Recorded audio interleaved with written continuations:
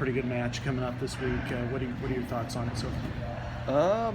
Guy's undefeated, #1 ranked, and we got work to do to beat him, and we're about hard work. So it's one of those matchups where a little bit of clash of styles, but both guys wrestle hard. Tomasello's straightforward, maybe you could classify him as that. Clark maybe a little bit more scrambly, but both guys wrestle hard. We got to be ready to wrestle 7 minutes. We will be.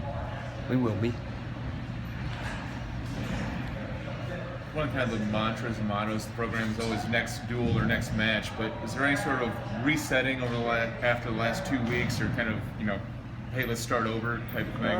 Not really. I mean, remember, in wrestling, there's individual matches, and so and one of the Gable philosophies that I grew up in this sport with was it's easier to move forward with success. And there's some degrees of success, even though, we've lost 2 dual meets in the last 2 weekends. And so you can still move forward, and then you move forward with not success also, because that's what you do when you're a human being with the right mindset. You go forward. So while it isn't fun, maybe as much fun, but there's still work to do, there's still a mission, there's still what we call the most important time of the year. That doesn't mean that this isn't important. We looked at these 3 weekends for a long time now. It's important. The 2 that just happened, that's over with. We learn from it, we keep moving. We don't learn from it, forget about it, and move on. We keep learning and we move forward. And right now we have Ohio State. And our mindset would be the same regardless. What'd you learn in the last 2 weeks? We learned that there are characteristics that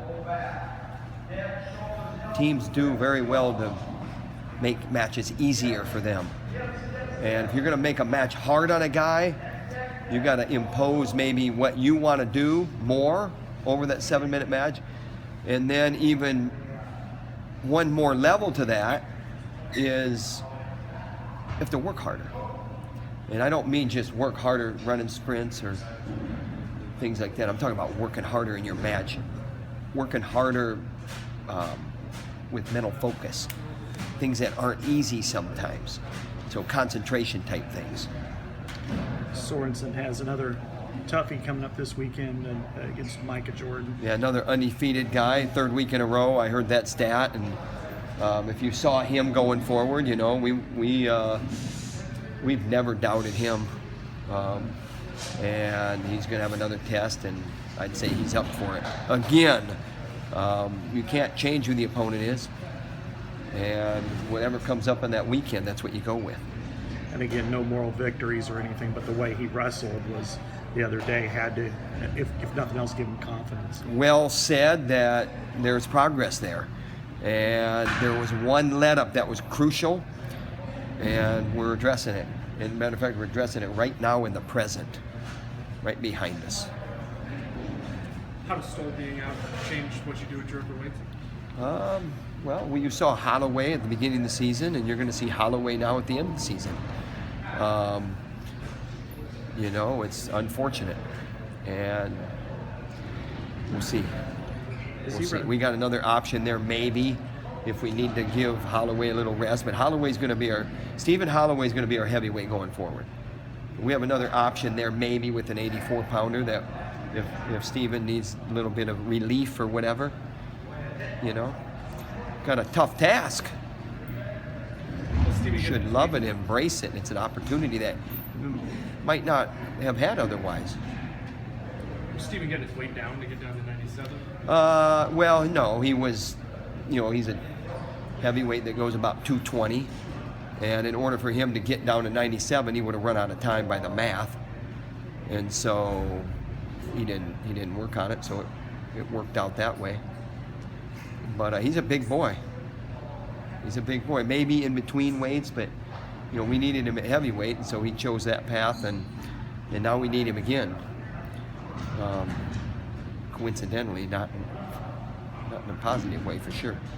Is Stoll too far for a redshirt possibility? I don't know. That's when the way the medical red shirt works. The way that I understand it is at the end of their career. That's when you petition the committee, and then that's when they make their decision. I think what it's going to come down to more than anything would be what the committee looks at as far as the postseason that he missed last year. Like, he forfeited out of the Nationals in that first match, but he wrestled in the Big Ten. So he's going to miss the postseason this year. Will the committee count him as missing the postseason last year? I think our case is pretty good, but that's my opinion, number one. And number one really should be that he's got 2 years of eligibility left. And, you know, when you say how much can a man take, well, he's talking all the right way. So he's not talking like, you know, he's questioning whether he can do it again. He's talking about, I want to make sure that when I do this, that there's no stone unturned. Not that it wasn't that way the first time, but, you know, there's always a question with an ACL and wrestling on whether you can compete and train and be as good as you can be without it. With him and where we're at, we made the decision that we'll repair it again.